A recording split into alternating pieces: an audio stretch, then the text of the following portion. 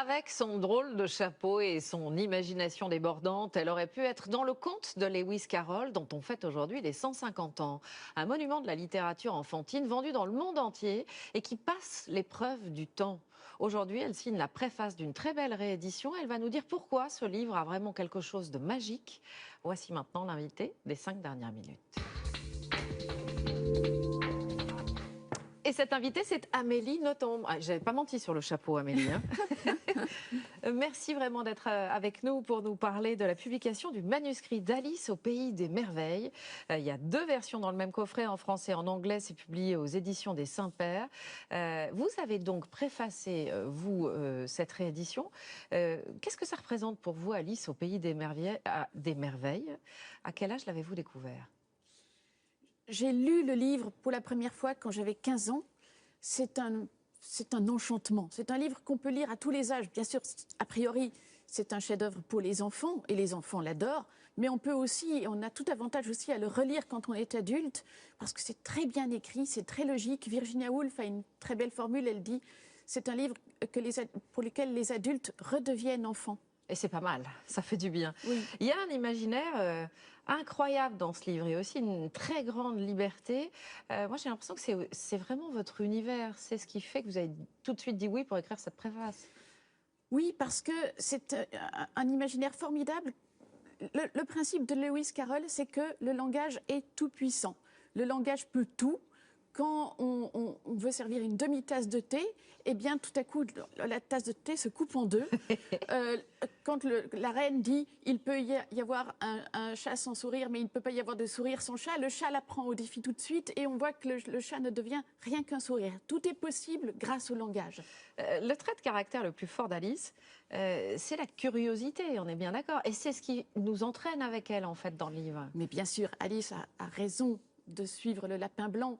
Et elle a raison de poser toutes les questions qu'elle pose. Bien sûr, il lui arrive des histoires un peu terribles, mais elle s'en tire toujours très bien, parce que c'est vrai qu'elle est très curieuse, mais elle est aussi très impertinente. Elle ne se laisse pas faire, elle est combative.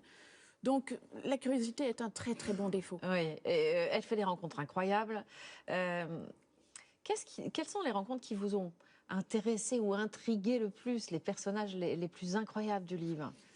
Je ne vais pas vous étonner, j'aime beaucoup le Chapelier Fou. J'aime beaucoup le Chapelier Fou, qui est pourtant un personnage pas toujours très aimable, mais qui prétend avoir des relations. Il prétend qu'il connaît le temps en personne. Et il prétend qu'il suffit de bloquer l'horloge à 13h30 pour pouvoir manger à n'importe quel moment. Donc il prétend avoir toutes sortes de pouvoirs, et puis finalement il révèle la vérité, c'est qu'il s'est brouillé avec le temps, et le temps ne veut plus lui adresser la parole. Qui était Alice? Est-ce que c'était une petite fille qui a réellement existé, ou est-ce que Lewis Carroll a voulu, entre guillemets, construire, écrire l'enfant idéal? Au départ, il s'est inspiré d'une petite fille qu'il connaissait, qui était Alice Liddell, une petite fille de 10 ans dont il était le précepteur. Il lui racontait une magnifique histoire là, sur ce fameux jour de juillet sur une barque. Et Alice, tout de suite, a été séduite par cette histoire et en voulait en connaître davantage. Donc quand Lewis Carroll a décidé d'écrire véritablement ce conte, Alice n'a plus été uniquement Alice Liddell. C'est devenu toutes les petites filles qu'il connaissait. Elle n'a plus été brune, elle est devenue blonde. C'est la petite fille idéale selon Lewis Carroll, c'est-à-dire intelligente, curieuse, pleine de dynamisme, assez rigolote. Et pourquoi les enfants d'aujourd'hui, et vous l'avez dit, les adultes aussi, doivent lire ce livre qui a 150 ans? Qu'est-ce qu'il nous apporte? Quelle porte ouvre-t-il? C'est un enchantement. Il ne faut pas se priver d'un plaisir pareil. C'est très drôle. Il y a cette reine qui veut toujours couper la tête de tout le monde avec son petit roi Tuffalo à côté d'elle. Il y a des champignons qui bougent. C'est très bien écrit. Les dialogues sont remarquablement écrits. Donc, aussi bien pour les enfants que pour les adultes, il y a du plaisir. Il ne faut pas s'en priver. Merci à vous, Amélie Nothomb. Vous préfacez ce magnifique coffret donc de réédition du manuscrit d'Alice au pays des merveilles de Lewis Carroll. C'est aux éditions des Saints-Pères.